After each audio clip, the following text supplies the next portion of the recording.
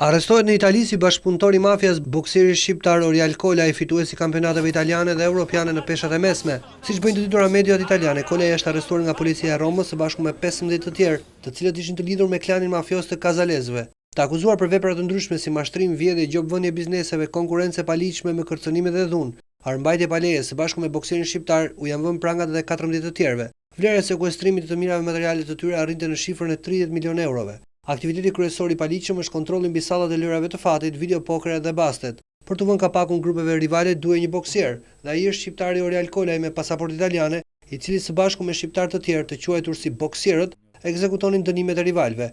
Kolaj me shok dërgoheshin te njerëzit që kundërshtonin ose te konkurrentët dhe rrinin barbarisht madje edhe në publik si për të treguar se çfarë ishin në gjendje të bënin, në mënyrë që rivalët të hiqnin dorë me njëherë. Grupi shqiptar i boksierëve, i kryesuar nga Orial Kolaj, vepronte në zonën e Lazios në Rom, por mosohet se ata më parë kanë vepruar edhe në Napoli duke qenë të organizuar. Pas lidhjes me klanin e Kazalezëve, shqiptarët kanë vepruar më shumë në Rom. Përveç kontrollit të lërave të fatit, videogamet, bastet e ndryshme qofshin sportive, qofshin normale, boksierët kanë bërë edhe presione dhe në sallone të ndryshme makinash të cilindratave të mëdha, teksa i merrnin shumë lirë me anë të kërcënimeve dhe pastaj rishisnin. Vlera e këtij aktiviteti kriminal shkonte në miliona euro dhe kishte nisur lushtri edhe jashtë Romës.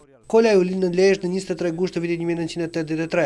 Nga 2007 deri në 2011 karriera e tij lidhet me boksin amator, duke patur më shumë humbje se sa fitore. Por në 2011 kalon në boksin profesionist dhe ngjit shpejt shkallët e karrierës. Ai fiton kundër dy bokserëve më të mirë të Italisë në peshën e tij, Moretti dhe Nikolić.